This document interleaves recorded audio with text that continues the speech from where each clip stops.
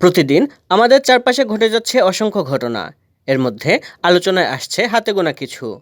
তবে সময় ও পরিস্থিতির পরিপ্রেক্ষিতে গুরুত্বপূর্ণ হয়ে ওঠে বেশ কিছু বিষয়। এগুলো জানা না থাকলে আমাদের অনেক ক্ষেত্রেই পিছিয়ে পড়তে হয়। এ কারণে বিশ্বের বিভিন্ন প্রান্তে ঘটে যাওয়া নানা ঘটনা থেকে সংক্ষেপে কিছু গুরুত্বপূর্ণ সংবাদ থাকছে বাংলাভিউ দর্শকদের জন্য। বিশ্বে করোনায় ১১৮৬ জনের মৃত্যু, শনাক্ত ২ লাখেরও বেশি। মহামারী করোনাভাইরাসে আক্রান্ত হয়ে বিশ্বে গত ২৪ ঘন্টা মারা গেছেন ১৮৬ জন। নতুন করে সংক্রমিত হয়েছেন ২,২৩,৫৯৪ জন। এর আগের দিন মারা গিয়েছিলেন ৮৬৯ জন এবং সংক্রমিত হয়েছিলেন ৩,৪৪,৩৯৪ জন। মঙ্গলবার সকালে বৈশ্বিক পর্যায়ে করোনাভাইরাসে আক্রান্ত, মৃত্যু ও সুস্থতার আপডেট দেওয়া ওয়েবসাইট ওয়ার্ল্ডসমিটার থেকে এ তথ্য নেওয়া হয়েছে। ওয়ার্ল্ডসমিটারের সর্বশেষ তথ্য অনুযায়ী মহামারী শুরুর পর থেকে ভাইরাসে আক্রান্ত রোগীর সংখ্যা দাঁড়িয়েছে ৬৬,৮৯,৫৫,৭৮৬ জনে। আর বিশ্বজুড়ে মৃতের সংখ্যা দাঁড়িয়েছে ৬৭,১৫,৮১৫ জনে।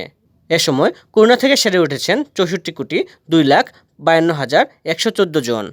হাজিদের উপর সব নিষেধাজ্ঞা তুলে নিল সৌদি আরব।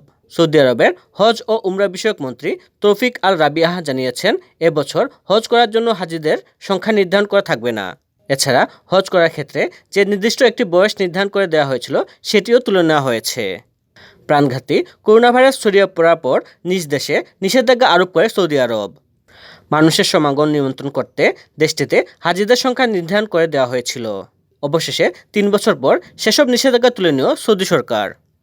৭.৬ মাত্রা শক্তিশালী ভূমিকম্পে কাঁপল ইন্দোনেশিয়া। দক্ষিণ পূর্ব এশিয়ার দেশ ইন্দোনেশিয়ায় শক্তিশালী ভূমিকম্প আঘাত এনেছে। রিক্টার স্কেলে এর মাত্রা ছিল ৭.৬। ভূমিকম্পের পর দেশটিতে সুনামি সতর্কতা জারি করা হয়। অবশ্য পরে তেমন কিছু না ঘটায় সেই সতর্কতা তুলে নেওয়া হয়।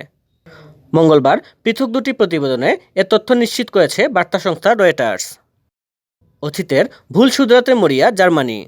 বেশিরভাগ সময় মানুষ সংকটে পড়লে তার থেকে উত্তরণে অতীতের ভুল সংশোধনের পথ খুঁজে। এ অবস্থা জার্মানিরও। ইউক্রেন যুদ্ধের ধাক্কায় সংকটাপন্ন দেশটির শিল্প বাণিজ্য। তাই মরিয়া হয় এখন জ্বালানির জন্য রাশিয়ার উপর অতিরিক্ত নির্ভরশীলতা কাটানোর উপায় খুঁজছে তারা। মায়ানমারে ১১২ রোহিঙ্গার কারাদণ্ড। অবৈধভাবে মায়ানমার ছাড়ার চেষ্টা করায় ১১২ জন সংখ্যালঘু রোহিঙ্গা নাগরিককে কারাদণ্ড দিয়েছে দেশটির একটি আদালত। কারাদণ্ডপ্রাপ্তদের মধ্যে ১২ জন শিশুও রয়েছেন। গত ৬ জানুয়ারি মায়ানমারের দক্ষিণাঞ্চলের একটি আদালতে এই কারাদণ্ড দেওয়া হয়। মঙ্গলবার মায়ানমারের রাষ্ট্রীয় সংবাদ মাধ্যম গ্লোবাল নিউ লাইট এক প্রতিবেদনে এ তথ্য জানায়।